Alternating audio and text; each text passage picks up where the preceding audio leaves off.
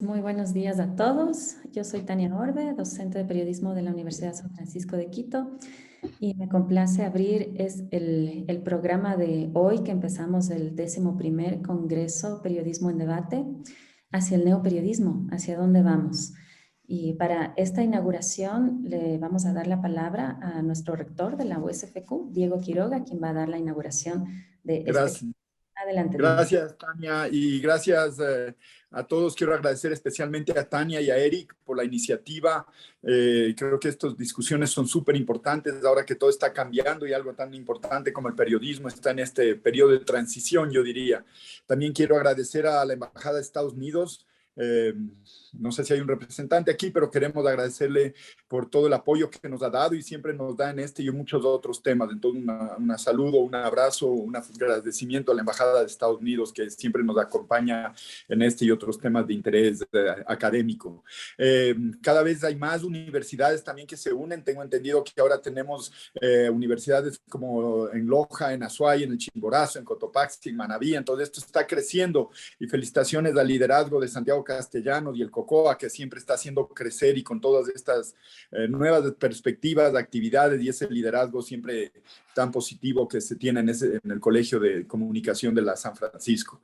Creo que hacemos cosas súper innovadoras y eso es parte del ADN de ese colegio y de la universidad en general, de las artes liberales y de lo que somos una universidad emprendedora y muy activa en los temas académicos, artísticos, culturales y científicos. Creo que aquí es un muy buen momento, un muy buen espacio para discutir este tema. Yo no sé y creo que nadie sabe hacia dónde va el periodismo. Yo no creo que usted sea la persona indicada para un par de ideas que sí se me ocurren. Es que este rato con los nuevos medios, que es de lo que hay que discutir, hay todo el tema este de la noticia falsa, digamos, de qué es verdadero, qué es falso. Cualquier persona que tiene acceso a las redes de este rato puede difundir y decir información. Y se ha comparado lo que era cuando yo era joven, digamos, cuando yo empezaba la universidad. A este momento no hay unas fuentes que se puede decir calificadas. Tal vez nunca las hubo, pero por lo menos había la sensación de que habían fuentes calificadas, de que había una especie de periodismo neutral que informaba a todo el mundo. A este rato la información viene por todo lado. Todos ustedes saben eso mejor que yo. Ya los medios tradicionales han perdido la hegemonía para hacer una información súper descentralizada y así, a la misma vez confusa. Creo que uno de los retos que tiene el periodismo ahora es cómo discernir lo que es fiable de lo que no es fiable, de cualquier locura que se pone en las redes y a veces se puede volver noticia.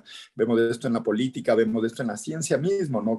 Vemos de esto con la vacunación, con las elecciones de Donald Trump. O sea, este rato estamos en un mundo bien confuso y creo que un rol importantísimo del periodismo moderno es orientar a la gente en toda esta increíble selva de información que existe ahora. Entonces creo que el tema es muy, muy importante. Los temas globales como el cambio climático, las pandemias van a requerir de fuentes muy certeras para que no se generen noticias falsas porque son temas que nos pueden cambiar la vida de un rato a otro. Entonces, les felicito nuevamente. Gracias, Tania. Gracias, Eric, por este gran esfuerzo. Estoy seguro que van a ser unas conversaciones muy, muy interesantes y sigan adelante con esto. Ojalá que esto siga siendo un esfuerzo recurrente para pensar, meditar y ver cuáles son las tendencias en el periodismo actual y en el futuro. Entonces, muchas gracias. Y tienen todo el apoyo de la U para seguir en estos eventos. Muchísimas gracias, Diego. Sí, nosotros nos sentimos siempre con el apoyo de la USFQ y ahora agradecemos a las universidades que nos acompañan y a todos los estudiantes, docentes que se están sumando desde diferentes zonas del país, que se han registrado y ya están aquí conectadas 180 personas en este Zoom. Bueno, ahora vamos a continuar con la bienvenida que la va a dar nuestro decano, Santiago Castellanos, decano del Colegio de Comunicación y Artes Contemporáneas de la USFQ. Santi, adelante.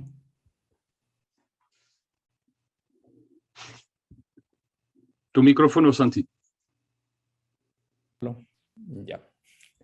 Muchísimas gracias, Tania. De parte del Colegio de Comunicación y Artes Contemporáneas, quiero darles la más cordial bienvenida a esta nueva edición de Periodismo en Debate. Gracias a ponentes, panelistas, participantes por estar aquí. Algunos de ustedes nos acompañan no solo desde diferentes ciudades o provincias, sino desde diferentes países y desde diferentes continentes Para nosotros es un honor ser los organizadores y anfitriones de este, diría yo, es el mayor evento de periodismo del Ecuador. Preguntarnos sobre la posibilidad de un neoperiodismo siempre nos remite a la tecnología, ¿no? A estas alturas no es ninguna novedad decir que la tecnología tiene capacidad de agencia, es decir, tiene efectos performativos, más allá de ser algo únicamente aplicativo o mediacional. La tecnología produce efectos sobre nosotros y sobre el mundo. Nos transforma, nos construye, nos constituye, nos hace diferentes. Sin embargo, las lógicas predeterminadas de las tecnologías o esas arquitecturas digitales de las que hablan quienes teorizan sobre los efectos de las tecnologías en la comunicación tienen la capacidad de naturalizarse en virtud de su repetición, tienden a parecer obvias, a pasar desapercibidas después de un tiempo, a negar o ocultar su origen o sus formas de ejercer influencia. Las tecnologías producen nuevas ontologías y metodologías, nuevas subjetividades y formas de relación, y justamente por esto a veces abren posibilidades a nuevas formas de ejercer poder y dominación, o de reordenar las posibilidades de acceso a los recursos. Por suerte, a cada forma de ejercicio de poder, nueva forma de ejercicio de poder, se produce también una nueva forma de subversión, de disidencia, de esperanza e incluso de ejercicio de la libertad. La comunicación en general y el periodismo en particular no han estado exentos de estos efectos performativos de la tecnología. Incluso antes de la pandemia, la tecnología ya estaba transformando de raíz los ecosistemas comunicacionales de formas que nos han tomado por sorpresa y que todavía no somos capaces de descifrar. No estábamos preparados para estas vertiginosas transformaciones ni para esas nuevas formas de monopolizar la comunicación. El periodismo, aunque nadie duda de que sea necesario para el funcionamiento de la democracia, ya no opera a partir de las mismas lógicas mediáticas, ideológicas, financieras o laborales que hace apenas un par de décadas o menos. El mundo digital, y ya hablar de mundo digital es un poco anacrónico, ¿no? Y hay gente que habla del mundo post-digital, está estableciendo sus propias formas de producir, difundir y consumir educación. Algunos de los temas que aborda esta edición de Periodismo en Debate propone que podamos reflexionar sobre estas nuevas lógicas, teorizarlas, desentrañar sus complejas formas de operación, sus modelos de gestión, pero también sus ejemplos de éxito, y vamos a hablar de ejemplos de éxito en estos tiempos, ¿no? Y también podemos ver sus fisuras. Ya no es momento para insistir en hacer lo mismo que veníamos haciendo antes, o ya no es momento de llorar con nostalgia a un pasado erróneamente idealizado, y tampoco es momento para quejarnos insistentemente por el fracaso de algunas de nuestras instituciones mediáticas frente a los desafíos que nos sufrieron enfrentar. Desde el Colegio de Comunicación y Artes Contemporáneas les doy la más cordial bienvenida. Muchísimas gracias.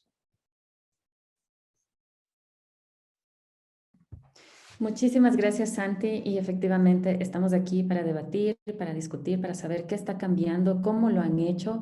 Lo hemos hecho desde Ecuador y otros países, otras regiones del mundo, y por eso empezamos con este primer foro hoy, ¿no? Pero antes queremos darle la palabra a Olga Pashpush, quien es oficial de Asuntos Públicos de la Embajada de Estados Unidos, y ella pues nos va a dar unas palabras de apertura precisamente por el apoyo que sostienen al Congreso per Debate y a la USFQ. Adelante, Olga.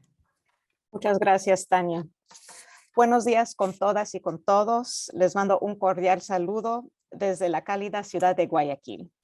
Es un gusto para la Embajada y el Consulado General de los Estados Unidos apoyar y ser parte del 11º Congreso Internacional Periodismo en Debate 2021, organizado por la Universidad San Francisco de Quito en Ecuador. Este es el 8º año consecutivo que nuestra institución apoya al Congreso. Definitivamente vale la pena. Tuve la oportunidad de visitar el bello campus de la USFQ hace unas semanas atrás, cuando el secretario de Estado Anthony Blinken visitó Quito y dio un discurso en la USFQ sobre la importancia de trabajar con países aliados y amigos como el Ecuador para asegurar que la democracia se fortalezca y los beneficios de la misma toquen a todos los sectores, públicos y privados, en el hemisferio occidental. Quiero reconocer al decano Santiago Castellanos de la USFQ, nuestro anfitrión y su excelente equipo implementador, Tania. Además, quiero agradecer la participación de todas las instituciones educativas presentes y la Federación Nacional de Periodistas del Ecuador, uniendo esfuerzos, especialmente cuando se trata de prevenir, identificar y combatir la desinformación en nuestro mundo interconectado, es necesario. Y es una tarea que nos corresponde a todos. Los medios de comunicación libres e independientes permiten al público tomar decisiones con conocimiento de causa, exigir responsabilidades a los dirigentes y escuchar una diversidad de opiniones. Todo ello debe de ser libre de la influencia del gobierno. El secretario Blinken dijo lo siguiente el 2 de mayo de este año. La información y el conocimiento son herramientas muy poderosas y una prensa libre e independiente es la institución fundamental que conecta al público con la información que necesita para defender sus intereses, tomar decisiones informadas y hacer que los funcionarios públicos rindan cuentas. La información suministrada por los periodistas ayuda a los ciudadanos a tomar decisiones informadas sobre una serie de cuestiones, desde la financiación de las escuelas locales hasta la seguridad de los alimentos y los medicamentos en tiempos de COVID y, por supuesto, a qué candidato votar. Esclarecer asuntos complejos y a veces turbios como la corrupción y empoderar al ciudadano a dar voz a opiniones que puedan incomodar. En Estados Unidos, los periodistas de investigación llevan a cabo profundas investigaciones sobre temas importantes para descubrir hechos que los ciudadanos necesitan conocer. Por eso, nosotros, la misión diplomática aquí en Ecuador, financia programas de gran valor democrático que promueven la libertad de prensa como parte de los derechos humanos fundamentales. En este 2021, el apoyo de Estados Unidos se da a través de la fase 2 del proyecto de lucha contra la desinformación en tiempos de COVID-19, en el cual participan 2 medios de comunicación y 4 universidades ecuatorianas. En este congreso participarán 5 expositores estadounidenses en conferencias, foros y talleres. Ellos son Robert Hernández de la Universidad de California del Sur, Al Tompkins del Instituto Poynter, Alessio Bajak de USA Today, Talia Novoa de New York One y Brendan Keefe de NBC Atlanta. Iniciativas como estas empoderan a las generaciones jóvenes de periodistas a comprender el contexto de su país, contar historias relevantes y fomentar una ciudadanía responsable en este mundo cambiante.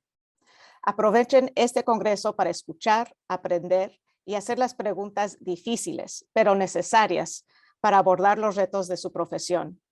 Esta semana será intensa, pero sé que será fructífera. Estamos unidos con ustedes en este camino. Muchas gracias y buen día.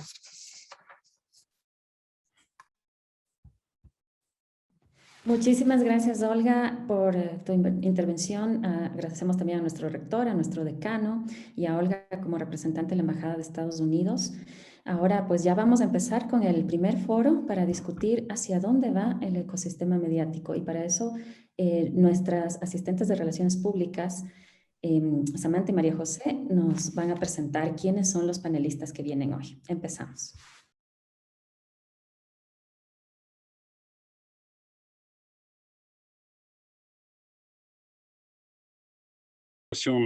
Del ecosistema mediático ha evolucionado.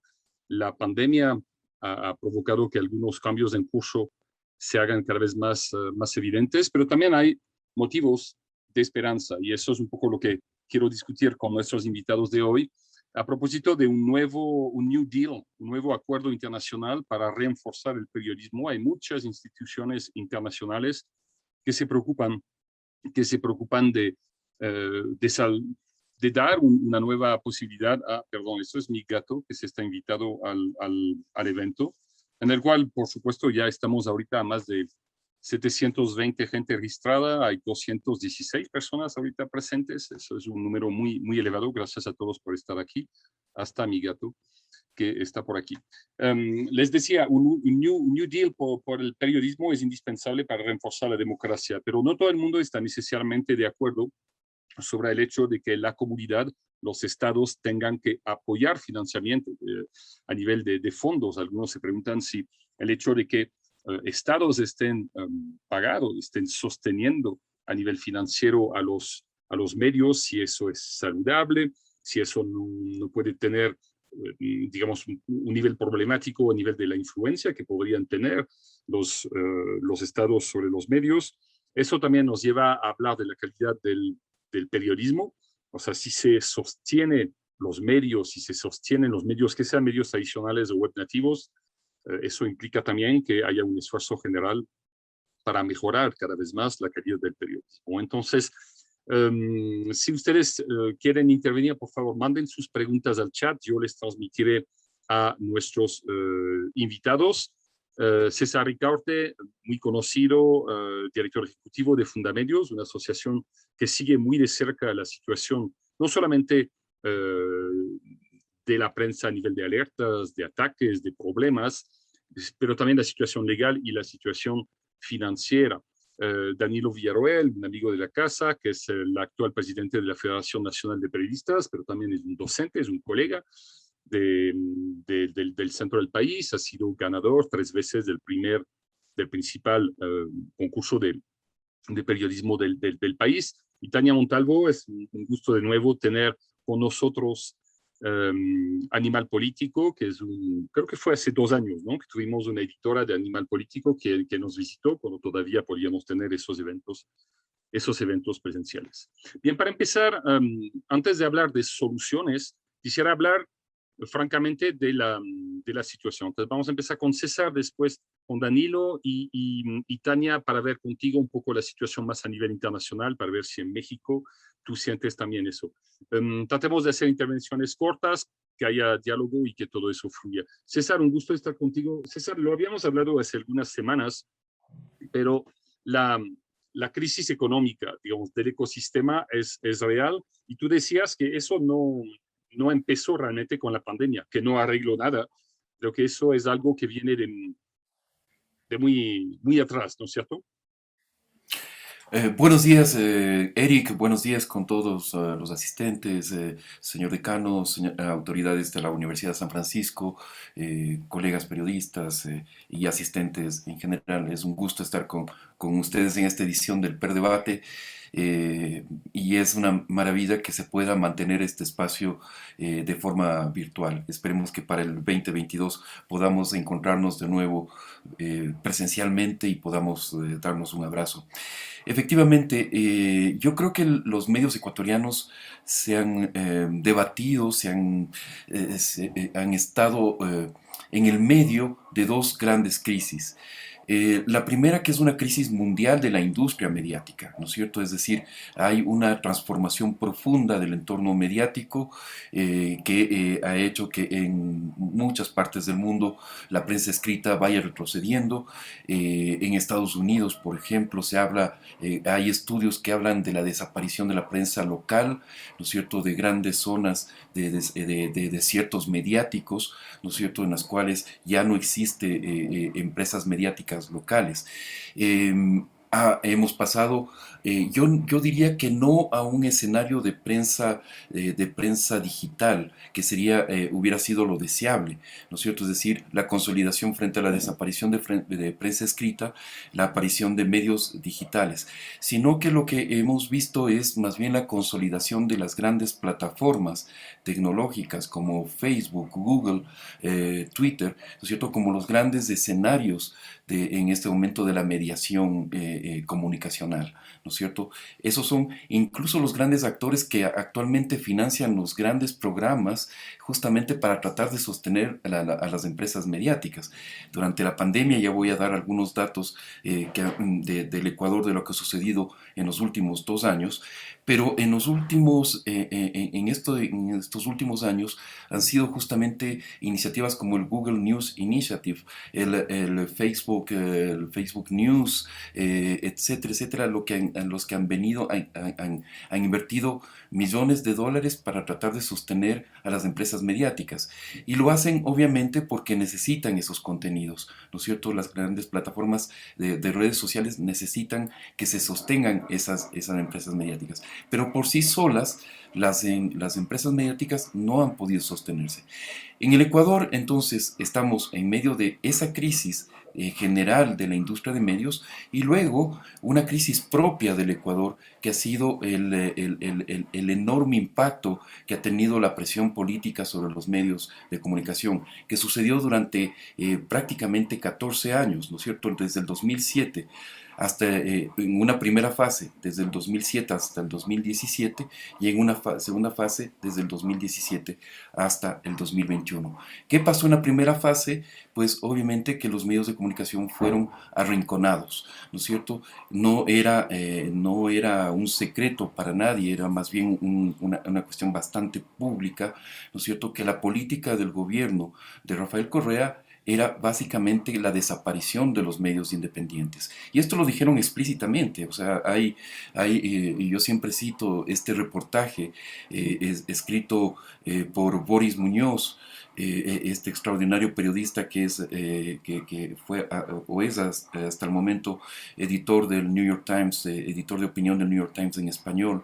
Él escribió un estupendo reportaje en la revista Gato Pardo que se llama El Ecuador fue a la guerra, y ahí recogía las declaraciones de Fernando Alvarado, en la cual señalaba claramente que la política del gobierno ecuatoriano, del gobierno de Rafael Correa, era la desaparición de los medios independientes y la consolidación de un monopolio mediático en manos del gobierno.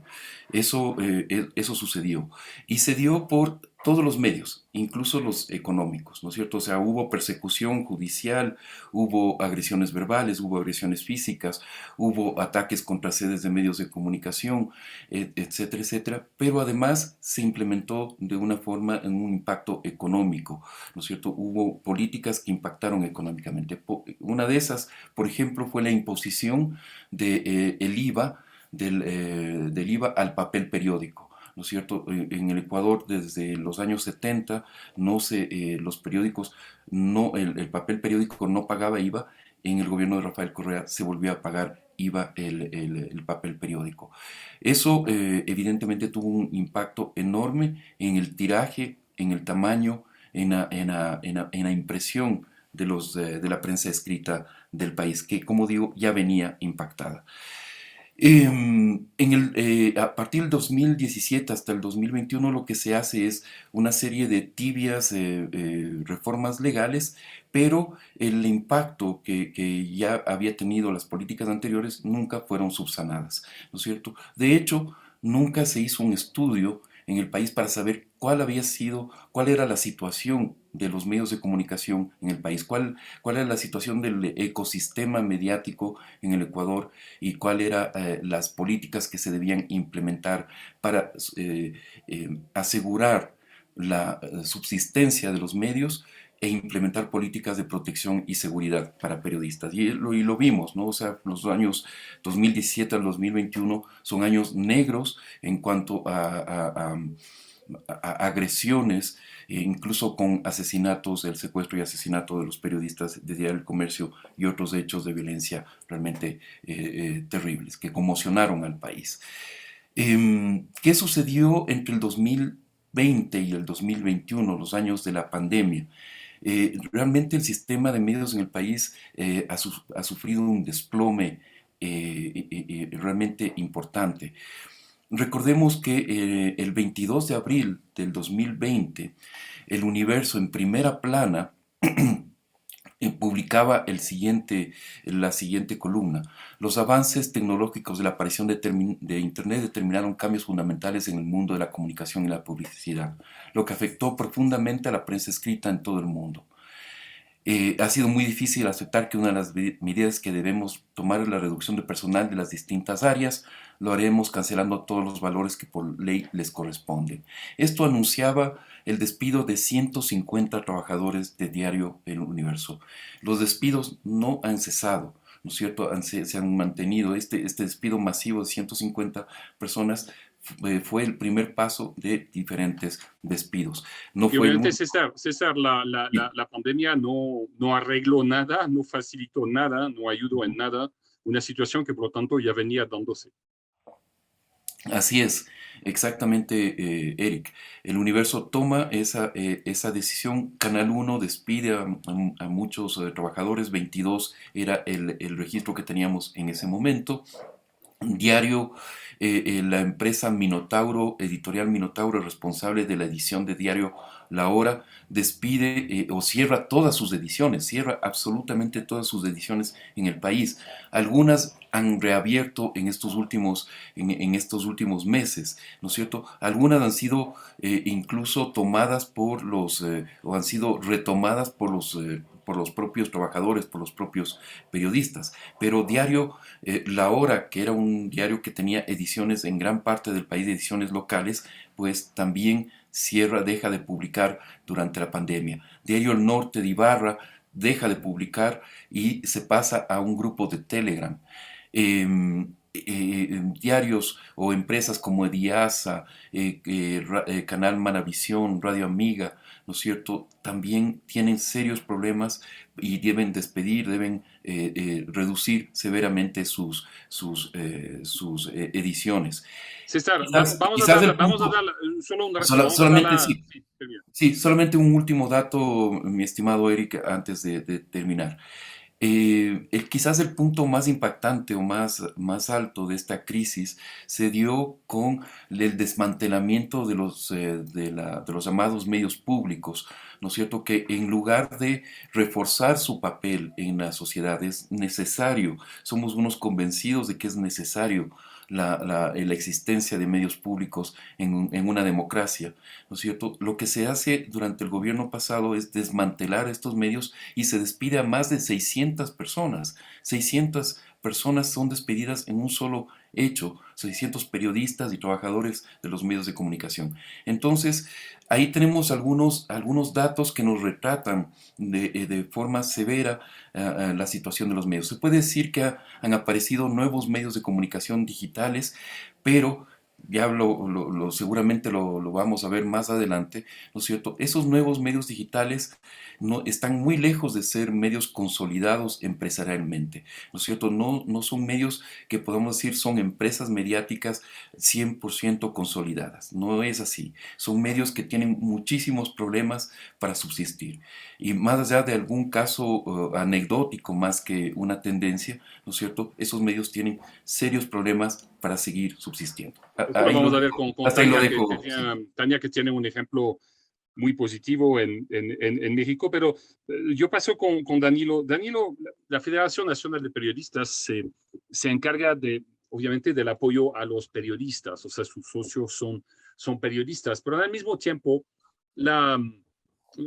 muchos periodistas dependen de un medio, o sea, en particular tradicional, para poder sostenerse. Entonces, supongo que por más que algunos ya se han lanzado, y como lo dice César, y tenemos varios a lo largo de toda esta semana, vamos a escuchar gente que se ha lanzado en, digamos, la aventura digital de fundar un medio propio.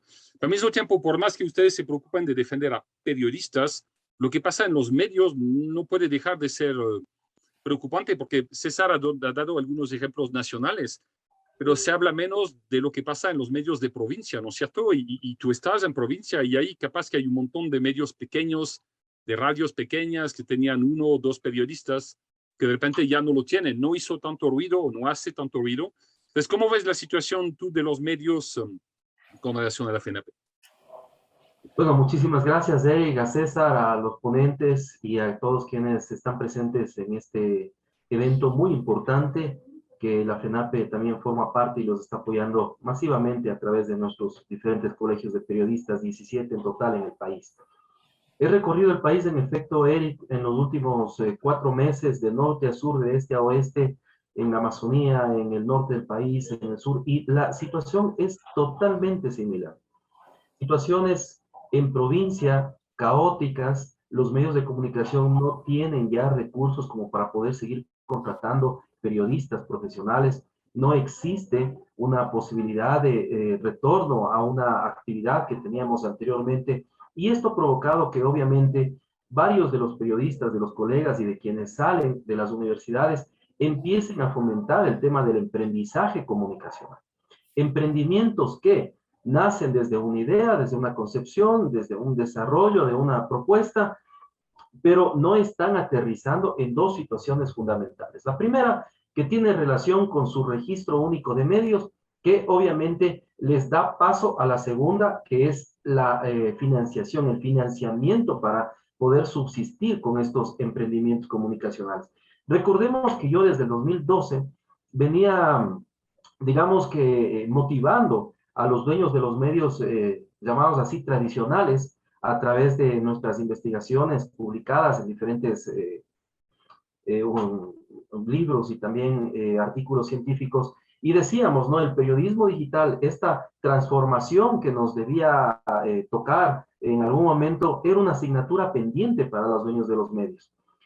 Luego, cuando se presenta la pandemia, muchos medios de comunicación, y hay que hacerlo mea culpa, no estuvimos preparados para dar el gran giro hacia lo transmedia o el gran giro al nuevo ecosistema comunicacional. No estuvimos preparados. Nos tomó... Pero ¿por qué, Danilo? Danilo, eso es algo del cual se habla desde mucho tiempo. ¿Qué crees que pasó? ¿Por qué esa falta? En primer lugar, desde el 2011, 2012, que empezamos nosotros a gestar esto de los nuevos medios digitales, se decía que los grandes medios debían invertir en procesos ya de plataformas digitales, invertir en hacer este proceso también que yo lo llamo de la transmutación comunicacional. La radio ahora ya no solo se la escucha, se la ve. El periódico ya no solo se lo lee, también se lo mira, también se lo ve en video, también se lo escucha, ¿sí? Los medios de comunicación televisivos hoy ya no solamente están, digamos que en la posibilidad de tener un canal en señal abierta, ahora también se los ve a la hora que la audiencia desee. O sea, si yo quiero ver el noticiero de tal o cual canal, simplemente me pongo a las 7 de la noche que llego del trabajo y replico y vuelvo a observar. Es decir, se debieron invertir bastante en cuanto tiene que ver a tecnología, a infraestructura, especialmente en el ámbito tecnológico. No lo hicimos, no lo hicieron. Y esto provocó lo que provocó. Obviamente, no tuvimos la experticia, la experiencia y hasta tomar las riendas nuevamente de un proceso de medios digitales. Muchos de ellos dejaron 2, 3, 4 días de circular o dejamos inclusive de hacer noticieros de radio o de hacer noticieros televisivos, porque la pandemia, bueno, nos obligó a reinventarnos.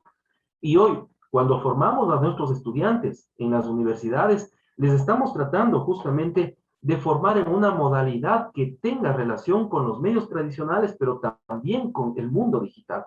La famosa modalidad híbrida, ¿no? Es decir, usted estudia la parte académica, pero también vamos a hacer prácticas en lo que tiene que ver al tema digital. Esta metamorfosis que han sufrido los medios de comunicación se ve reflejado también en la relación que el mundo, que las plataformas digitales avanzan. Es decir, hoy un medio de comunicación, por más tradicional que sea, si no está anclado también al tema de las redes y los medios digitales, desgraciadamente su audiencia va dejando de seguirlo. Quedan solamente audiencias tradicionales. Digamos, un medio de comunicación que antes vendía 100,000 periódicos en el país, hoy no creo que llegue a 30. Los medios de comunicación en provincias que vendían 1,000, 1,500, 2,000, 3,000 periódicos, yo no creo que lleguen a imprimir 500 y los vendan además, porque las audiencias cambiaron su sistema de comunicación, su sistema de recibir información.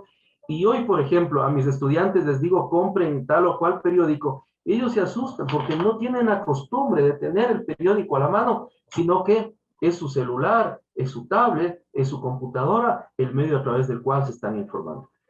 Y para concluir con este tema del famoso adaptaje que hemos debido a fuerza, yo digo a fuerza, también a fuerza, los medios tradicionales también y el periodismo en sí sufrió 523 sabatinas de ataques durante 4 o 5 horas, denigrando, denostando la profesión, denostando nuestra actividad, denostando lo que hoy nos sentamos a debatir aquí, que es justamente el ejercicio del oficio y la credibilidad periodística.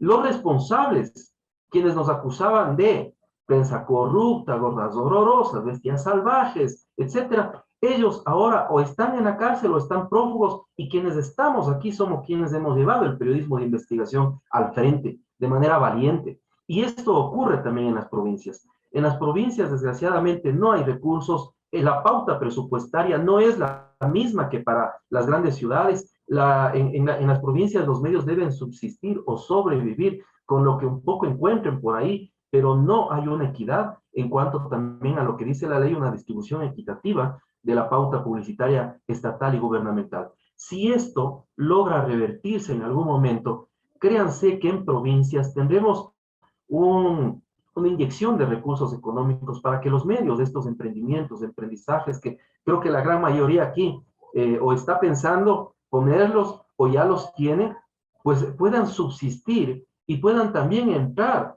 a servirle a la sociedad a través de la información y la comunicación. Y eso, Danilo, yo creo que todo lo que tú dices de emprendimiento, eso ha sido una constante en el Congreso Periodismo en Debate, un interés nuestro. Habrá 2 talleres sábado sobre emprendimiento que les invitamos a seguir. Ya tenemos muchísima gente registrada en los talleres. Ahorita, por ejemplo, tenemos 272 participantes en ese foro. Es enorme, por más de 750, creo, gente que se inscribió, que obviamente no puede asistir a todos los foros por trabajo, pero tenemos muchísimos gente. Yo quiero decir a la gente que nos escucha es que no queremos ser dramáticos en el sentido de que empezamos con datos reales. No hay que, somos periodistas, trabajamos con hechos, hay que ver la realidad para buscar soluciones. La realidad ahorita es compleja, pero no queremos con eso decir a nuestros estudiantes para qué estudian eso. O sea, el rol social del periodismo, vamos a hablar mucho de eso. Y hay gente, organismos internacionales que se preocupan de buscar soluciones. Entonces, después de empezar con esa fase un poquito, digamos, no sé si negativa, pero en todo caso realista, vamos a pasar muy pronto a propuestas para ayudar a revivir o a mejorar el ecosistema financiero y mediático. O sea, no vamos a quedarnos solamente en las malas noticias, sino que vamos a buscar razones de esperar y son muchas. Pero antes de eso, quisiera pasar la palabra a Tania Montalvo, que es subdirectora editorial de Animal Político, que es un medio muy apreciado, que se ha desarrollado muchísimo. Antes de hablar de la situación particular, Tania, de ese balance que se da aquí en Ecuador, que ha sido difícil para los medios acá, en México, ¿cómo lo has visto? ¿Ha sido la misma lógica a nivel de medios tradicionales? En tu zona, ¿podemos repetir lo que se dice aquí de Ecuador? Hola, ¿qué tal? Buenos días. Muchas gracias por la invitación. Pues sí, lo que ahora ustedes han descrito, digo, creo que es un escenario que se repite no solamente en México, sino en toda América Latina. O sea, sí veníamos de una situación problemática aún antes de COVID, que por supuesto COVID vino a complicarlo todo en el sentido de, pues, en México, pues tenemos medios que igual despidieron a sus periodistas, que le bajaron el salario, recortaron salarios para sus periodistas y que están teniendo una recuperación complicada. Rescato algo que mencionaban sobre cómo el periodismo digital parece muchas veces ser la solución y al mismo tiempo vemos como no necesariamente lo es, ¿no? ¿A qué me refiero?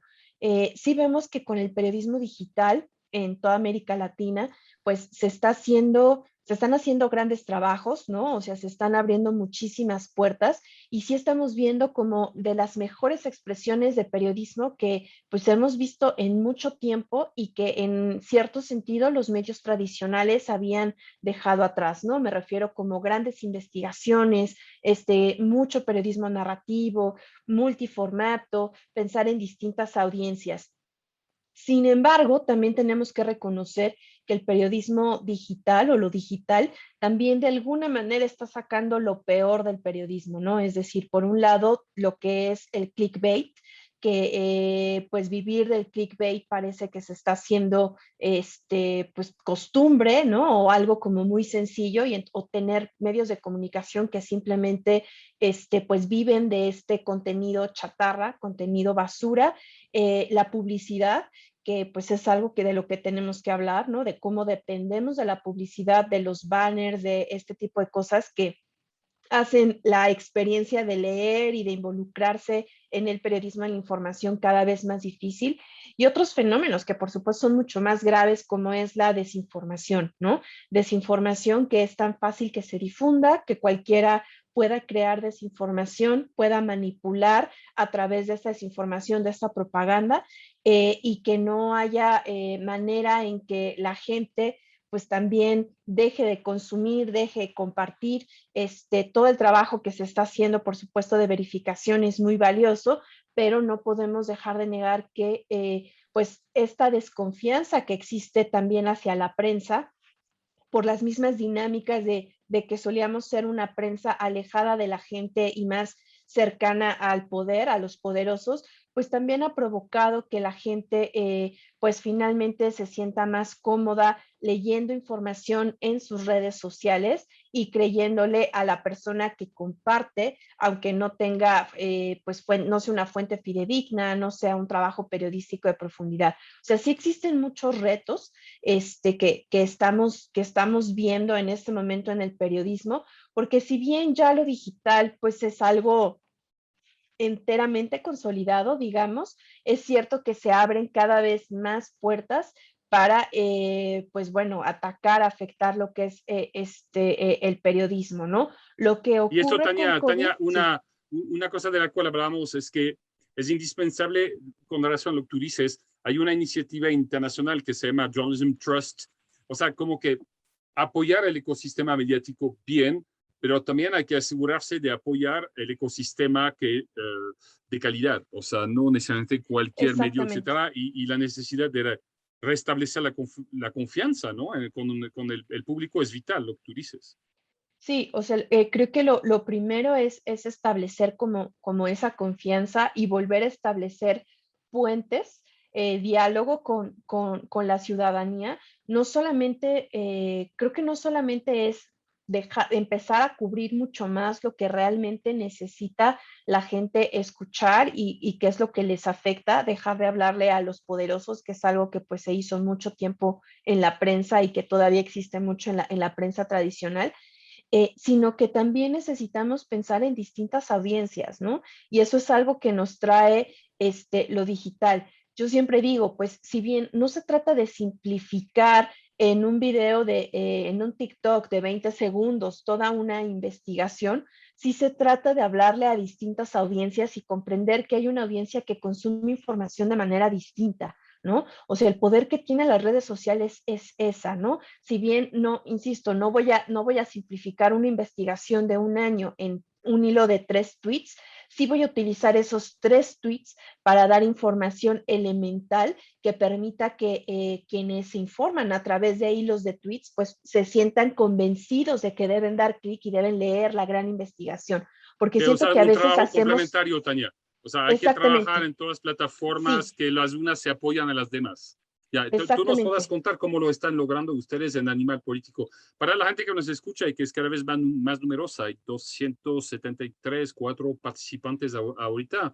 Vamos a dar paso a una nueva ronda de respuestas de nuestros 3 invitados y después daré paso a sus preguntas para cualquier de ellos. Yo ahorita, ya que hemos visto que la situación es compleja y viene de muy atrás, quiero que empecemos a hablar de soluciones, de asuntos más positivos, porque sí se está reflexionando sobre eso. En noviembre de 2018, una declaración solemne ha inspirado un partenario, no sé cómo se dice en español, un trabajo en común, digamos, sobre información y democracia, que fue lanzado en margen de la Asamblea General de las Naciones Unidas en septiembre de 2019 y que ha sido firmado por 42 estados. No es una mayoría, pero empieza a ser un número consecuente. Ahí se afirmaba que la función social del periodismo era ser como que un tercero de confianza entre sociedades e individuos para hablar de la realidad, de revelarla de manera más larga, más profunda y más pertinente posible. Y ahí se decía una palabra que quisiera que ustedes desarrollen los 3, empezando con César, Danilo y de nuevo contigo, Tania. Se decía, la función social del periodismo justifica un esfuerzo de la colectividad para asegurar su viabilidad financiera. Yo sé que hay gente de acuerdo y hay gente que no está necesariamente de acuerdo con eso, pero empezando por ustedes y contigo, César, la función social del periodismo justifica que estados, organismos internacionales, todo eso queda por definir, asumen gastos, den algo de plata, financien los medios tradicionales y no tradicionales para asegurar la viabilidad financiera? ¿Te parece importante o importante y peligroso? ¿O algo que no hay que hacer? No, me parece muy importante, Eric. Yo creo que el tema aquí es transparencia, ¿no es cierto? Yo creo que es fundamental que en los nuevos esquemas de financiamiento de los medios de comunicación y del periodismo prima la transparencia, porque si no pasamos a escenarios en los cuales no sabemos cómo se financian muchos medios de comunicación, no tienen publicidad, no tienen financiamiento de cooperación internacional, pero son medios de comunicación que aparecen de la noche a la mañana y muchos de ellos, como decía Tania, ¿no es cierto?, es más bien enfocados en desinformar. Entonces, en ese panorama, en ese nuevo entorno mediático, sí hay que, digamos, separar la paja del trigo, ¿no es cierto? Pero El esa trigo de la paja. transparencia, César, Ujú. sería sobre cómo se financian, quiénes La- son sí, socios, absolutamente. cuál es su línea editorial, o sea, ser transparente sobre todo. Sí, absolutamente. Y Danilo decía una cosa que es interesante, ¿no es cierto? Gran parte de los medios de comunicación en el Ecuador y creo que en América Latina tradicionalmente se han financiado por la pauta publicitaria oficial. Y eso es lo menos transparente que existe. O sea, si vamos a tener medios financiados de nuevo por la pauta oficial, sin reglas claras, sin que exista por ejemplo, en la ley de comunicación del Ecuador que fue tan restrictiva, que fue sobre regulatoria, ¿no es cierto? ¿Y qué es sobre regulatoria? En cambio, dejó olvidado todo el aspecto de comunicación oficial y entre esos la pauta oficial, ¿no es cierto? O sea, no se dice en términos muy generales la pauta tiene que ser equitativa, pero eso es todo, ¿no es cierto? Pero no hay reglas claras de transparencia en la Y asignación de recordemos que en recursos ese de pauta entonces oficial. hablábamos de ¿Cuál es? cientos de millones, ¿no? Era muchísima plata. Absolutamente. ¿Y para qué se invirtió esos tantos millones de dólares en la época de mayor bonanza económica del país? ¿No es cierto? ¿En qué se invirtió? ¿En qué medios de comunicación? ¿A quién enriqueció de esas decenas de millones de dólares? Eso es una pregunta que hay que hacérsela y que no nadie la César, planteaba, pero lo ¿no es estamos cierto? haciendo ahorita. César, sobre eso, Sí, por ejemplo, pero hay países en los cuales hay ejemplos de cómo hacer eso, de cómo repartir, decir, ok, tal porcentaje para los medios pequeños. Pero yo me recuerdo en la época de Rafael Correa, se quería dar plata a los medios comunitarios para ayudarles a surgir, por ejemplo. ¿Por qué no? Pero hay ejemplos, vimos hay lo ejemplos, que César. pasó, claro. Vimos Sí, lo no que es, pasó, o no es lo que sea, ahí pasó, no pasó. o sea, exactamente, no pasó esa Pero hay países, democratización. César, donde hay una repartición, digamos, transparente de la publicidad. Si hay ejemplos que podríamos Mira, copiar. yo creo que hay una forma de hacerlo, de que los estados financien a los medios de comunicación sin esos riesgos de influencia política desmedida, de corrupción y de enriquecimiento ilícito de los amigos del gobierno, ¿no es cierto? Y de persecución a quienes son críticos con los distintos gobiernos.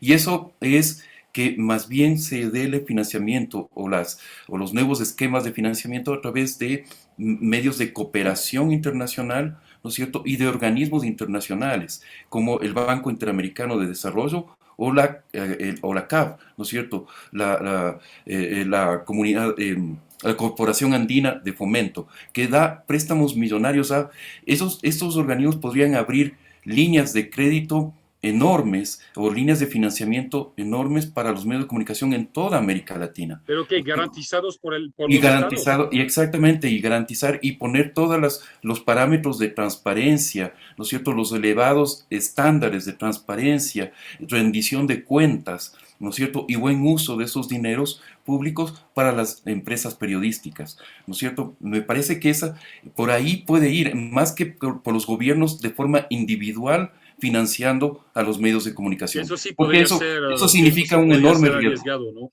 Eso El es Estado un te da enorme sin riesgo. justificación Exacto. legal. Eso yo creo que hay que huir de eso, ¿no es cierto? Y más bien empujar esta otra forma de financiamiento. Y seguramente hay otras, Danilo, debe haber otras maneras. Por ejemplo, en mi país, en Francia, los periodistas tienen una rebajita adicional sobre el pago de impuestos. Se dice, ok, para que un periodista viva un poco más, que no sea sensible a, qué sé yo, recibir plata o lo que sea, con relación a sus impuestos, le vamos a dar un descuento adicional para que gane un poco mejor su vida. O sea, hay varias soluciones a nivel del precio del papel o de un montón de otras soluciones. Danilo, la misma pregunta, ¿la función social del periodismo justifica para ti, para la FENAPE, que la colectividad, cual que sea su forma, nacional, internacional, haga un esfuerzo para pagar, para asegurar el mantenimiento de los medios tradicionales y no tradicionales?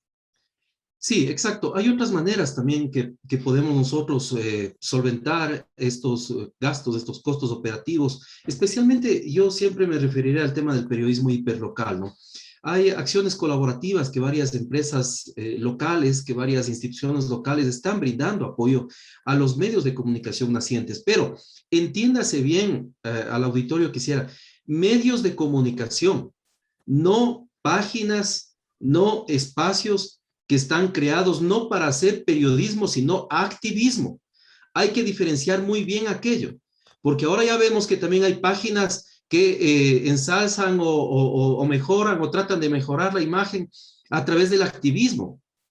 Y eso genera una desinformación también en la ciudadanía. Hay que tener muchísimo cuidado. Por eso yo siempre me refiero a los medios legalmente constituidos. Y para constituir un medio legal en el país hay que irnos a la ley de comunicación y allá dice registrar el medio de comunicación en el Consejo de Comunicación, que por cierto ya se viene un nuevo proceso también para hacerlo. Entonces, si logramos también una fórmula muy buena que nos ha dado frutos, que es el tema del coworking, el periodismo colaborativo. Perfecto, yo soy periodista, pero no soy buen diseñador, me alío con un diseñador. Perfecto, yo soy buen periodista y tenemos un buen diseñador. Ahora, ¿quién nos controla las plataformas? ¿Quién nos crea la plataforma para nosotros informar? Ahí están los amigos que conocen de software y todo aquello. Perfecto, ahora tengo que enfrentar el proceso de creación del medio. Vamos con un abogado, es decir, un coworking, una forma de hacer colaboración que nos abaratará los costos para los medios y nos permitirá también que esto pueda surgir. Y pero Danilo, ¿por qué?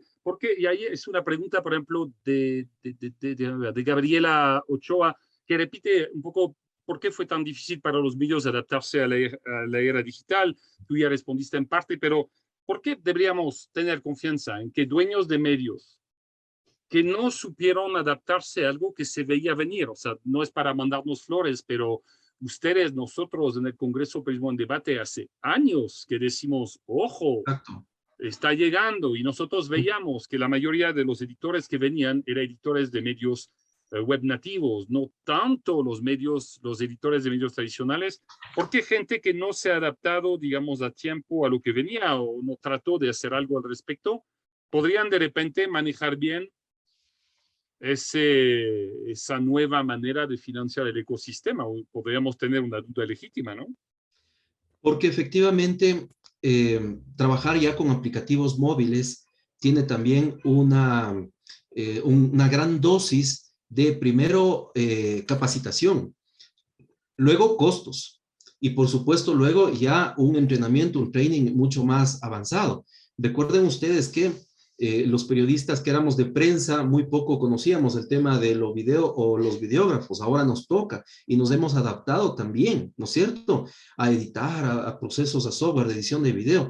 Quienes hacíamos radio y nos sentábamos en un micrófono en las mañanas y hacíamos nuestro informativo, hoy hemos debido adaptarnos también a plataformas como el Zoom, como el Meet, como el Doji. En la academia, imagínense, también hemos debido los docentes adaptarnos a estos procesos que efectivamente tienen un costo, pero también tienen un proceso de cada medio de comunicación de capacitar a sus periodistas. Finalmente, es importante conseguir acceder exactamente a recursos, lo decía yo, para llevar adelante procesos que nos permitan adoptar las mejores herramientas para esta convergencia digital para los periodistas.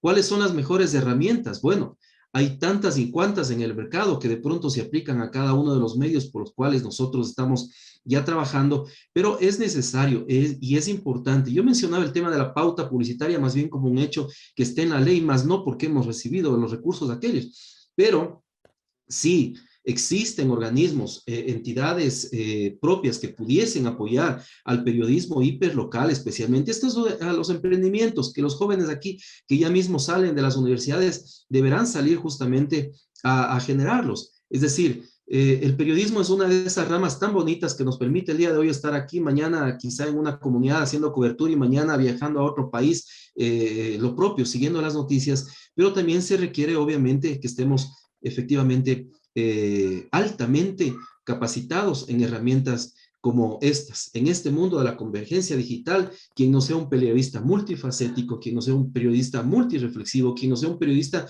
que maneje todas las herramientas estas que nos permiten integrar una buena transmisión, una transmisión en vivo, una transmisión streaming, pues realmente estamos fallando en algo. Y esa es Insisto. una formación que nosotros tratamos de dar a nuestros estudiantes Exactamente, en nuestras clases en este tipo de congresos.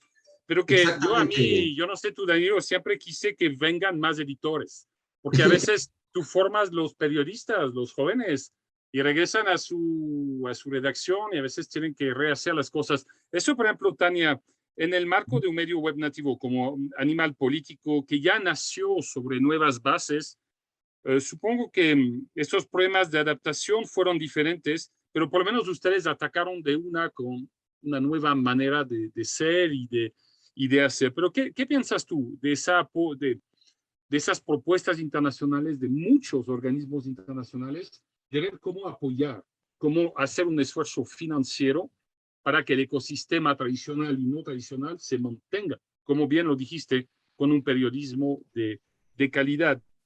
Tú como en un medio web nativo, ¿te parece sano? ¿Te parece complejo? ¿Qué hacemos con esa plata? ¿La aceptamos o Es que provocará más problemas que tal? yo también, yo sé, también coincido en que la clave está en la transparencia.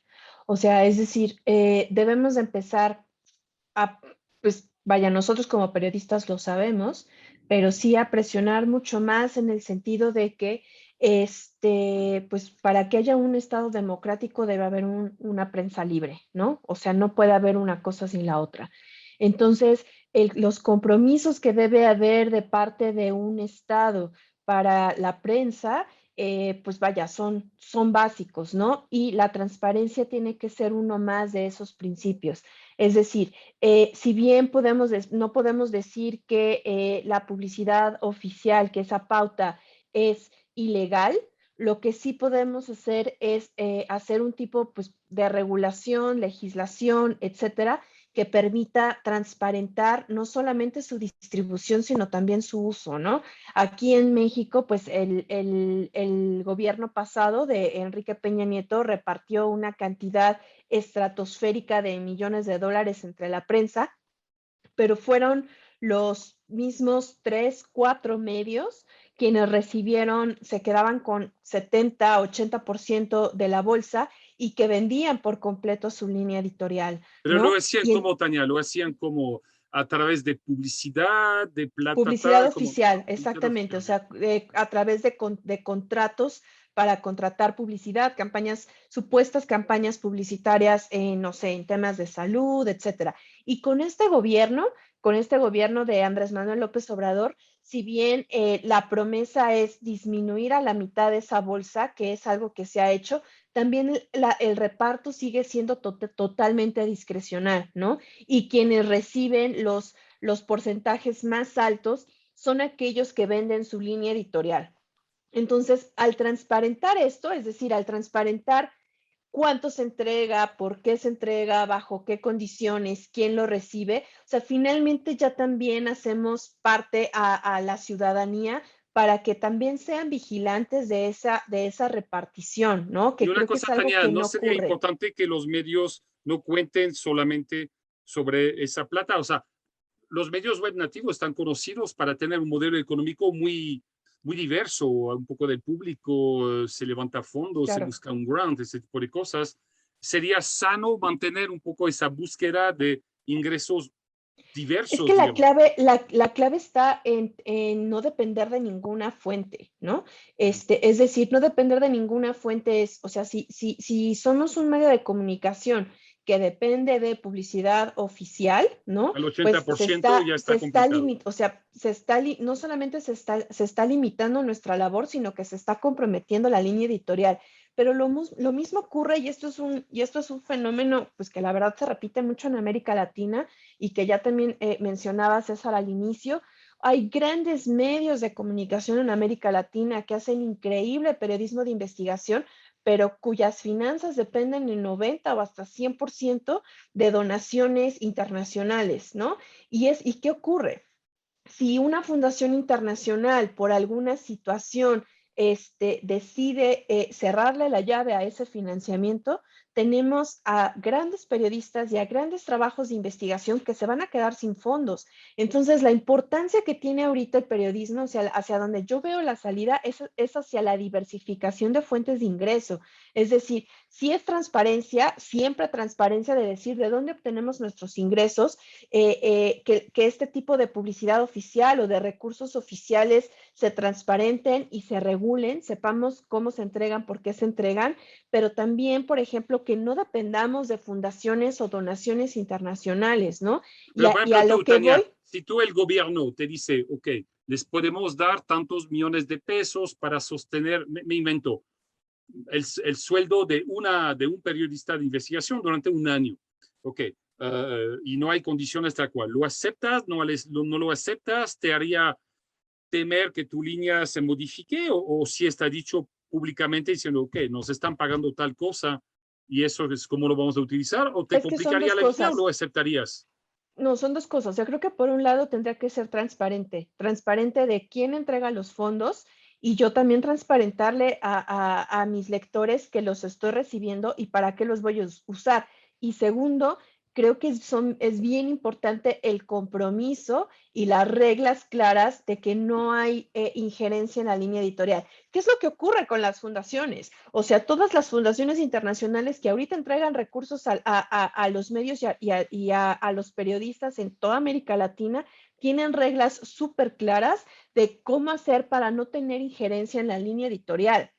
Y esas reglas deben ser también transparentes, ¿no? Entonces, esa creo que es indispensable. Y en ese sentido, creo que un tercer paso que hay que dar es involucrar a los lectores también. Entonces, estos programas de crowdfunding, programas de membresía, programas, es involucrar a la ciudadanía, ¿no? De que ellos también, los lectores se involucren y que quizá aporten, paguen por el tipo de periodismo que quieren leer.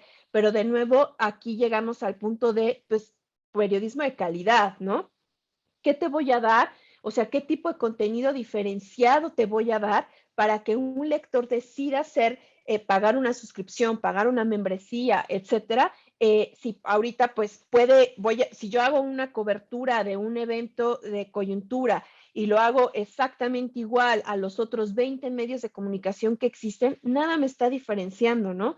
Pero entonces a lo que voy es que creo que ahorita, por ejemplo, Animal Político tiene aproximadamente unas 5 o 6 fuentes diversas de financiamiento y lo que procuramos es ninguna de ellas ocupa más del 20% total de nuestros ingresos, ¿no? Es decir, tiene que ser totalmente diversificado para que si se cae alguna, tienes a las otras, ¿no? A las otras que finalmente van a contribuir a continuar haciendo tu periodismo y que además ninguna va por el pequeño porcentaje que representa, todas son importantes, pero al mismo tiempo ninguna va a Que comprometer no la es línea vital. Si tú editorial. pierdes 20%, no es una buena noticia, pero digamos, el medio podrá, Exactamente. si tú pierdes 90%, ahí sí la cosa cambia. César, regreso contigo. Veo que tú estabas respondiendo a Héctor en el chat sobre medios comunitarios y recordando que en el proyecto de ley de garantías, defensa y promoción de la libertad de expresión que está en el Congreso, hay un capítulo de incentivos. Ese capítulo, César, ¿qué incluye?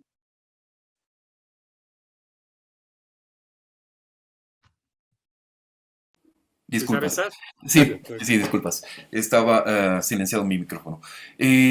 Sí, Eric, efectivamente hay todo un capítulo. Voy a mencionar brevemente cuáles son las políticas.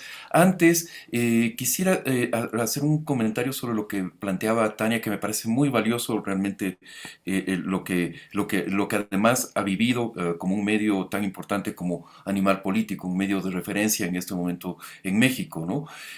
Pero al mismo tiempo lo que tenemos en una situación que tenemos paralela, adicional a todo esto, es que faltan gerentes o administradores especializados en medios de comunicación, ¿no es cierto? Que entiendan el entorno mediático y que estén listos para asumir la conducción administrativa y financiera de los nuevos medios.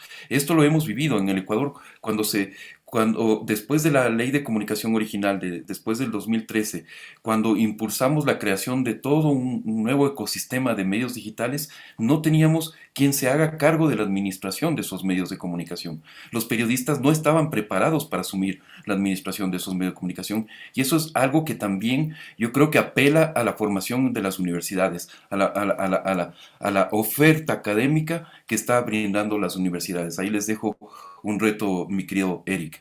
En cuanto a lo que se ¿Quieres que plantea, pongamos más clases cuando ya las mayas? no, yo creo que más bien, 4 años, solo tenemos 4 no, años. no, O sea, por eso no, hay no, maestrías, ¿no? no, más bien me refería a que las escuelas o las facultades de negocios, de administración, ¿no es cierto?, incluyan, o sea, esa especialidad de administración y gerencia de medios. Claro, y recordamos que hay, por ejemplo, yo tengo por lo menos 2 de mis profesores que han seguido, pero ya no en pregrados, sino posgrados de maestría de, no sé cómo se llamaban, maestría de gestión de empresas de comunicación, etcétera. Entonces sí ya hay alguna formación de posgrado que va un poco en esa dirección de apoyar el manejo y gestión, ¿no? Puede ser, Existe. pero efectivamente hace falta, como digo, que también desde los otros sectores, ¿no es cierto?, de la sociedad se involucren en el sostenimiento de medios, y en este caso desde la oferta académica, desde la administración y gerencia de medios de comunicación. ¿Qué se plantea en el proyecto de ley, de nueva ley de garantía, defensa y promoción de la libertad de expresión? Incentivo general: el Estado garantizará a todos los medios de comunicación la liberación de aranceles, impuesto de salida de divisas e impuesto al valor agregado de los equipos, recursos y materia prima que los medios de comunicación utilicen para la producción y emisión de sus contenidos. Para los privados en particular, se plantea que el acceso a capitales lícitos de personas naturales o jurídicas domiciliadas en el Ecuador, con la sola excepción de las restricciones constitucionales, y que por el periodo de 2 años las nuevas inversiones no realicen el pago del 50% del impuesto a la renta. Esto es sumamente importante, Eric, en el contexto ecuatoriano, porque recordemos que de una forma arbitraria y como una manera de persecución a los medios de comunicación entre el 2007 y el 2017, se impidió, hay una disposición legal por la cual ninguna actividad privada, ningún empresario privado puede invertir en medios de comunicación en el Ecuador. O sea, tiene que vender su industria, su comercio, etcétera, etcétera, para invertir en medios de comunicación. Eso ha sido uno de los principales motivos de asfixia de los medios de comunicación. Recordemos que la desaparición de Diario Hoy o de revista Vanguardia se dio justamente por este impedimento de que hubiera capitales de otros sectores económicos en medios de comunicación del país. Entonces, se garantiza el acceso a capitales lícitos por parte de los medios de comunicación, la exoneración del pago del impuesto a la renta por el periodo de 2 años, ¿no es cierto? Es decir, hay un incentivo para que los capitales regresen a los medios de comunicación. César, hay muchas intervenciones por ejemplo, Sí. yo veo Héctor Pesantes o de estudiantes de la UTPL que hablan de proyectos pequeños, de radios pequeñas en provincia, o que están, por ejemplo, diciendo que estoy creando un proyecto comunitario, se llama CEPTV, pero solo hay un periodista y 10 son estudiantes o voluntarios que apoyan, y dice cómo saber qué es comunitario, qué no. Capaz que eso son preguntas muy precisas, la cual, entre paréntesis, todos ustedes, así si muy nuestros fácilmente invitados están de acuerdo, podremos darles sus contactos para que vean con ellos. Pero ¿qué hay de previsto en eso para los pequeños, César? Para los comunitarios, correcto. Mira, los comunitarios, básicamente, para ser muy, muy corto en la respuesta, los comunitarios son medios privados, ¿no es cierto?, pero que no tienen fin de lucro y que pertenecen generalmente a comunidades o a organizaciones de la sociedad civil, ¿no es cierto? Ese es el planteamiento la definición de un comunitario. ¿Qué se plantea en la ley para los comunitarios? Gestionar ante la cooperación internacional. Ecuador puede señalar ante la cooperación internacional que es una prioridad el financiamiento de las actividades de los medios de comunicación comunitarios. Restar las donaciones o contribuciones especiales realizadas por personas naturales o jurídicas para la operación de los medios de comunicación comunitarios de sus declaraciones del impuesto a la renta. En este momento, si tú realizas una donación a un medio de comunicación, eso en el país no tiene ningún sentido, porque no tiene ningún beneficio en tu declaración de impuestos, lo cual parece, por ejemplo, en Estados Unidos, donde existe una cultura de las donaciones extraordinaria, ¿no es cierto?, una movilización de recursos enorme por parte de la sociedad hacia las organizaciones de la sociedad civil y medios de comunicación incluso, ¿no es cierto?, es porque hay beneficios en el momento que tú haces una donación, ¿no es cierto?, porque puedes restarlo de tu impuesto a la renta. En el Ecuador... Sí, recordemos, por ejemplo, César, el caso de ProPublica, por ejemplo, que está financiado por una pareja de millonarios o hasta billonarios que simplemente les da plata y les ha dicho, ok, la única condición es hacer periodismo de calidad. Ahora, eso no es realmente la costumbre. En cualquier universidad norteamericana, tú ves, eso es la biblioteca de tal persona con un nombre propio porque la gente pagó por eso. Eso no es algo que tenemos en el de... Es que en el Ecuador más bien y en América Latina, no sé el caso de México, nos contará Tania, pero en Ecuador y gran parte de América Latina no hay ningún reconocimiento, más bien es castigado el momento en que tú haces una donación para una causa, como puede ser financiar un medio de comunicación, una biblioteca, una universidad, etcétera, etcétera. Entonces, en la ley de libertad de expresión se plantean en realidad que existan estos beneficios en cuanto a que las personas, cuando hacen donaciones a los medios de comunicación, puedan hacer un descuento en el pago del impuesto a la renta. Porque una última pregunta para ti, David Vargas, yo veo que nos dice, ok, eso está bien bonito, pero ¿cuándo? O sea, ¿cuándo? Porque los medios están ahí. ¿Cuándo podríamos empezar a recibir esas ayudas? Mira, si dependiera de este panel, yo estoy seguro que sería desde hoy mismo, ¿no es cierto? Pero depende de quienes manejan la política pública. Y lo que podemos hacer es seguir presionando, seguir empujando, ¿no es cierto?, para que se tomen las decisiones, porque es realmente urgente. Yo concuerdo con lo que decía Danilo, decía Tania. Sin medios de comunicación no existe un sistema democrático sano, fuerte. Y eso es lo que hay que entender. Y por lo tanto hay que priorizar este tipo de políticas, hay que convertirlas en urgentes, ¿no es cierto? Y eso es lo que debemos empujar. En paneles como estos yo creo que es muy importante justamente el señalar ese mensaje y decirles a los poderes públicos que es importantísimo, es urgente, es necesario el tomar acciones ya.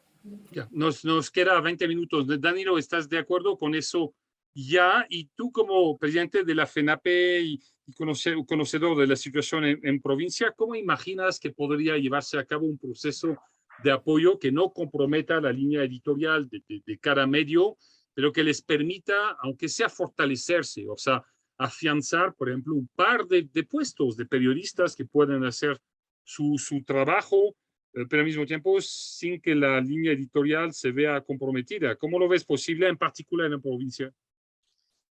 Gracias. Yo hablaba del famoso coworking y nosotros, por ejemplo, hemos aplicado en varios emprendimientos comunicacionales esto, para que una persona experta en marketing se encargue de buscar el financiamiento, que no sea el periodista, que no sea quien está con el micrófono al día a día, vea, señor acá, señor prefecto, regálenos una publicidad, no, sino que esto sea muy separado del equipo periodístico. Esa es, creo yo, una de las formas que nos va a permitir a los periodistas seguir con nuestra línea editorial, no amilanarnos ante una posible cierre de una pauta publicitaria, digamos, es que dijeron esto en este medio y por lo tanto hasta aquí quedó la pauta.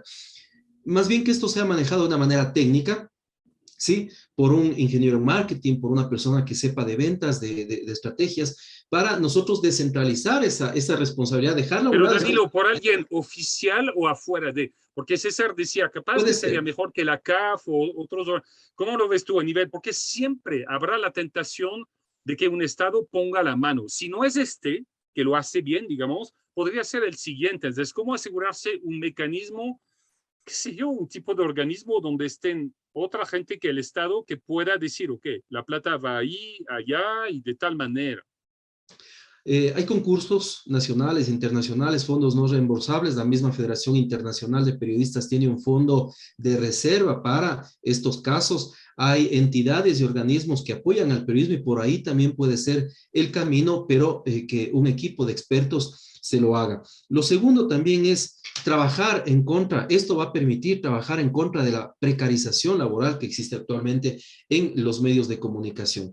Tú sabes y conoces, en la última lucha que tuvimos como FENAPE con nuestra expresidenta Susanita Piedra, se logró que la tabla sectorial del país se ponga un salario básico de más de $800 para el periodista, tomando en cuenta el nivel de alto riesgo, pero esto obviamente no se cumple en los medios de comunicación. Lo otro, estoy muy de acuerdo pero con lo dices de obviamente como si era obvio, y lo es, pero no debería ser obvio. O sea, es como que... En teoría ley, debería o sea, cumplirse la ley. Esto, perdón, pero estamos en un país en el cual sí hay la ley, pero obvio no se respeta. Eso me choca. Debe ser mi lado europeo que sale, ¿no? Y lo que pasa es que no hay quien ayude a controlar. Ese es el problema. O sea, se denuncia al Ministerio del Trabajo y resulta que los dueños de los medios pues lo tienen ahí mucho más controlado. Lo otro también, yo estoy muy de acuerdo con César, incentivo para que nos apoyen también en recursos para la compra de equipos, para que los emprendimientos puedan tener su cámara, su videomixer, etcétera, equipos para que puedan operar, puedan trabajar. No le estamos pidiendo migajas al Estado, le estamos pidiendo apoyo para nosotros poder tener los insumos, los equipos y poder llevar adelante un proceso de comunicación. Pero eso, Danilo, solo no es para ir en falso, pero eso va a ser cada vez menos una excusa, porque los equipos son cada vez más baratos. O sea, si tú quieres hacer periodismo móvil, nosotros tenemos una clase desde años de periodismo móvil. Claro. O sea, no es que esto te cuesta una fortuna tampoco. Lo que quiero decir es que si tú quieres tener equipos, no hay necesidad de invertir $100,000. Ahorita es mucho más fácil y eso es positivo. Pero esos recursos son los que efectivamente un estudiante de comunicación a la final necesita o un nuevo profesional también necesita, ¿verdad? Lo otro, hay que seguirnos preparando desde la academia, estimados amigos. Recuerden ustedes que hoy también ya vivimos mundos de bots, que hay robots que sistematizan información y que tú le presentas un resultado de un partido escaneado y esto obviamente ya se lo es transformado en un lead. Entonces las mallas comunicacionales, las mallas de las carreras de comunicación han ido cambiando en el transcurso de estos años justamente con el proceso de la convergencia digital. Por lo tanto, yo creo que también las universidades ya nos estamos volcando a lo que antes teníamos, por ejemplo, narrativa para medios. Ahora le hemos agregado narrativa para medios digitales. Tratamiento de la televisión o producción de televisión, ahora también lo ponemos producción de televisión digital. ¿Por qué? Lo único, Danilo, es que tú sabes que la dificultad que tenemos en la facultad es que podemos hacer cambios, pero típicamente es mucho más lento que los cambios en la vida real, ¿no? O sea, en la vida real, de un semestre al otro cambió y nosotros para que podamos cambiar una malla tenemos que pasar por CENESIFA. No es para defendernos, pero a veces el ritmo de movimiento de la universidad sí es cierto, debería ser más rápido, pero a veces no sé si es la burocracia que te bloquea, ¿no? Exactamente, por ello es importante cada vez y cuando pensar en esta reorganización para promover periodistas profesionales, como les decía, mucho más competitivos, mucho más proactivos, mucho más entrenados en el mundo también digital. No vamos a dejar nunca lo tradicional, pero también en el mundo digital. Esa es parte también de las responsabilidades que nosotros tenemos como académicos. Aquí una reflexión de Edgar Tinoco Reyes, que dice que habla de la situación en Machala, donde en su universidad esperaban apoyo para la radio de la universidad, ¿no? Pero que no tiene frecuencia. De ahí quizás también hay una manera de apoyar. O sea que, por ejemplo, a nivel universitario, que haya una frecuencia y que se facilite para que las universidades puedan desarrollar, aunque sea una radio comunitaria, desde el aula, pero sin que le cueste. Eso también podría ser un apoyo. Hay varias universidades que sí tenemos radio. En el caso de la Universidad Estatal de Bolívar, nosotros tenemos una radio en señal abierta y que acá también se constituye ya en un laboratorio de última instancia para que los estudiantes puedan obviamente ahí realizar sus prácticas.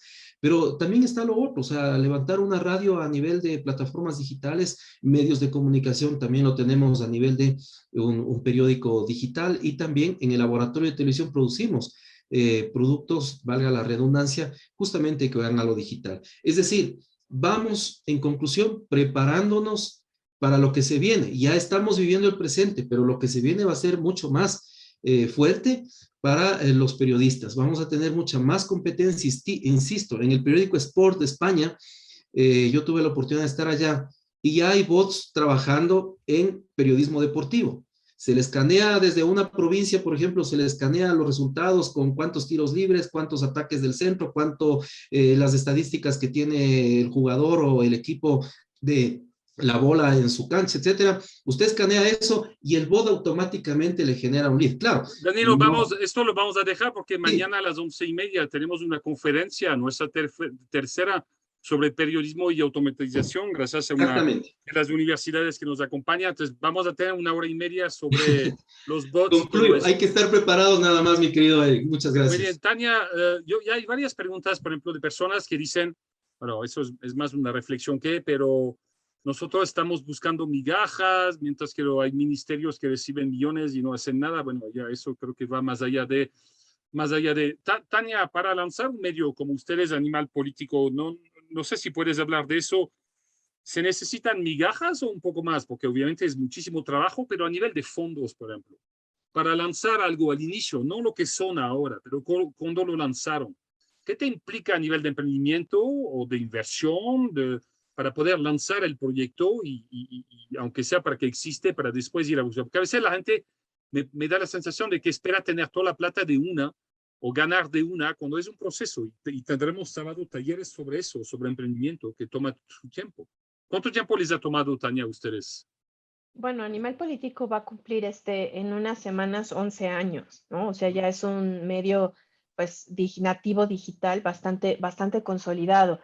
La verdad es que en términos de inversión, o sea, no me atrevería a hablar de cuánto se necesita y qué se necesita, pero sí creo que es muy importante algo que mencionaba César y que ocurre mucho en los emprendimientos en América Latina, que sí tenemos que pensar que a lo que nos estamos enfrentando en el universo digital y en general en lo mediático es que por supuesto que la base es el buen periodismo, pero que para hacer ahorita un medio de comunicación no basta el periodismo, ¿no? O sea, sí necesitamos pensar en que esto tiene que ser un negocio, o sea, que se le tiene que pagar a sus periodistas, se tiene que hacer un manejo de recursos, de pago de impuestos, etcétera, y que pues muchas veces pues 2 periodistas que tengan pues muchas habilidades periodísticas para hacer grandes investigaciones, no necesariamente pues están capacitados para hacer todo esto de movimiento de recursos, pago de impuestos, etcétera, ¿no? Entonces sí tenemos que pensar en estos emprendimientos como pues un ente completo, ¿no? Un ente completo en donde alguien se vaya a hacer cargo de este tipo de finanzas, de la recaudación, del pago de impuestos. Y justo creo que lo que mencionábamos al principio, ¿no? De este documento, este reporte del New Deal for Journalism, algo que mencionaba César y que es una de las bases de este reporte es que la importancia de que también desde los gobiernos pues haya facilidades para los medios de comunicación en el sentido de quizá justo un tema de impuestos, en el caso de las donaciones, que existan facilidades para crear medios de comunicación que sean non-profit, ¿no? Lo que le llaman en inglés, que puedan ser asociaciones civiles, pero que registradas como asociaciones civiles para tener quizá ese tipo de facilidades, pero que puedan operar como medios de comunicación y que no sean perseguidos, ¿no? Es decir, o sea, en este momento sí lo que requerimos es un compromiso hacia la libertad de prensa de parte de los líderes globales, en donde haya una serie de acciones que permitan ese ejercicio periodístico, pero, insisto, también, pues esta parte que les digo se necesita conocer de cómo hacer gestión de recursos, gestión de personal, pago de impuestos, etcétera, porque el buen periodismo a veces no basta para eso y ahí es en donde terminamos tronando como periodistas, ¿no? Y no solamente por un tema de negocio, sino que personalmente uno como periodista queriendo hacer periodismo, ¿no? Y terminando en temas administrativos, fiscales, etcétera, es agotador, ¿no? Es agotador y también pues implica una pérdida en muchos sentidos para el medio en sí mismo, ¿no? O sea, tener a un gran periodista que no pueda hacer periodismo porque se tenga que enfocar en temas administrativos y de gestión, eso la verdad es que es una pérdida para todos, ¿no? Es una pérdida para este nuevo medio, es una pérdida para el periodismo, es una pérdida para la ciudadanía. Entonces sí tenemos que pensar como nuevos emprendimientos en tener un equipo completo que sepa hacer su trabajo, ¿no? O que esté enfocado, ¿no? O sea, yo soy periodista, Nos hago queda periodismo, poco tiempo, etcétera. Tania. Tenemos que cerrar a las 10, tenemos clases y todo eso, y queremos ser súper, digamos, precisos con relación al tiempo. Tenemos de ahorita 281 personas que nos escuchan. Eso es muchísimo. Había una pregunta de Santiago, quizás en 20 segundos. Yo sé que es complicado, pero Santiago Aleuste que dice, Tania, ¿qué recomiendas para que un emprendimiento digital se consolide con un presupuesto limitado?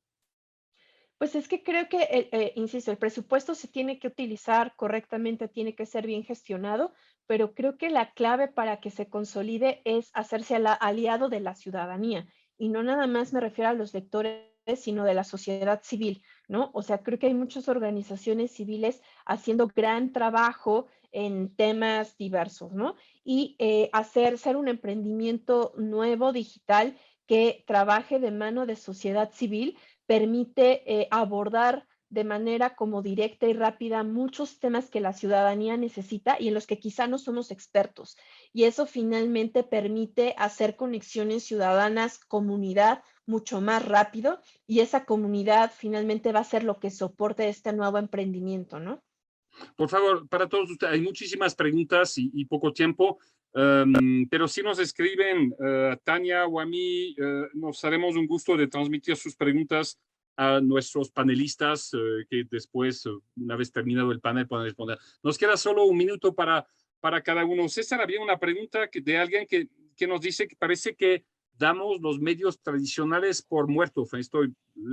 Como que estamos hablando mucho más de medios web nativos, de medios personales, pero no creo que eso sea la idea, ¿no es cierto? O sea, hablamos más de esos nuevos porque son una realidad, pero no hemos renunciado a los medios tradicionales, dime. No, para nada, Eric. Es decir, más bien hay un replanteamiento del entorno mediático, eso es así, ¿no es cierto? Pero más bien estos intentos de los que ha hablado Tania, de los que habla Danilo, de los que yo mismo he hablado, es para que sobrevivan los medios en general, ¿no es cierto?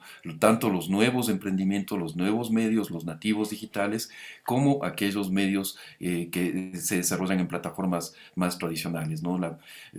Es decir, a mí me parece indispensable que siga existiendo prensa escrita, ¿no es cierto? Sea en papel, en formato impreso o en formato digital, ¿no es cierto? Pero tiene que seguir existiendo prensa escrita. La importancia de la televisión en América Latina es todavía enorme, ¿no es cierto? La mayor cantidad de la inversión publicitaria se va a los medios televisivos, sigue siendo así, eso no ha cambiado. Más bien el drama de los medios de los nativos digitales es que gran parte de la torta publicitaria no llega a los nativos digitales, no hay un reconocimiento de la importancia de los nativos digitales, pero la radio o la televisión siguen teniendo una enorme importancia en América Latina y la idea es que podamos hacer esfuerzos como sociedad, como gobiernos, como estados, organismos internacionales, cooperación internacional, ¿no es cierto?, para salvar y fortalecer a todo el mundo. A todo el ecosistema. Ya son las 10, vamos a terminar de aquí un minuto. Danilo, para cerrar, seamos bien claros, yo creo que todos estamos de acuerdo que ese New Deal para el periodismo no consiste en defender intereses corporatistas o industriales, ¿no? De eso no se trata. Sí, y en efecto, yo siempre llamaré primero a la unidad, primero a mantener nuestra profesión altiva y obviamente llevada con la mayor responsabilidad del mundo. Y para ello, pues, habrá que seguir apoyando también a los medios, como bien lo ha dicho César, tradicionales. Ellos no van a desaparecer, no queremos que desaparezcan. De hecho, queremos más bien que se fortalezcan porque ahí están los espacios y los escenarios laborales para nuestros futuros colegas. Recuerda que estamos formando casi 10,000 futuros periodistas en 29 universidades y centros académicos del país. Por lo tanto, necesitamos espacios de trabajo para ellos. Y luego lo otro, estar preparados. Todo el tiempo, eventos como estos nos van a permitir actualizarnos, yo digo siempre, hacer un F5 en nuestra profesión y empezar a conocer, a compartir experiencias para aplicarlas también y para ir mejorando paulatinamente. Tania lo decía, no todos los periodistas somos expertos en todo, por eso yo hacía énfasis en que el coworking va a ser importante para trabajar con gente que sabe de marketing, con gente que sabe de contabilidad, que maneje el RUB, el RUC, el registro mercantil, las supercías, el tema de notarizadas, del proceso de compras públicas. Eso también va a permitir, a manera de consejo, a quienes están formando un medio de comunicación, van a permitir ser mucho más competitivos. Trabajemos en coworking y también pongámosle algo muy importante que siempre le digo a los chicos, bastante fortaleza en las acciones que nosotros hacemos y que van en beneficio de la sociedad, mi querido Eric. Muy bien, gracias Tania, gracias Danilo, gracias César. Ya son las 10:02, vamos a respetar los tiempos. Creo que varios tenemos clases. Muchísima gente nos ha acompañado hoy y ahorita empiezan a retirarse seguramente por sus clases. Lo que les digo, escríbanos a Tania, a mí, y transmitiremos, porque muchos piden los contactos suyos o tienen preguntas para que puedan seguir esa conversación. Hay gente que dice, yo tengo un nuevo proyecto, ¿cómo hago el inicio, etcétera? Les recuerdo que vamos a tener varios talleres de emprendimiento. A las 11:30 no se pierdan la conferencia de Robert Hernández, que es un docente de la Universidad de California del Sur, especializado en periodismo inmersivo y en realidad virtual. Ya vino en Per Debate hace 6 o 7 años. Es un conferencista de primera. Eso es a las 11:30. Muchísimas gracias a todos y nos vemos en 1 hora y media. Buenas clases. Gracias, Tania. Suerte con Animal Político. César, Danilo, Gracias. y gracias a todos los que estaban con nosotros. Siempre. Muchas gracias siempre. Muchas gracias. Gracias, hasta luego. Un gusto. Hasta luego, César. Gracias. Un abrazo.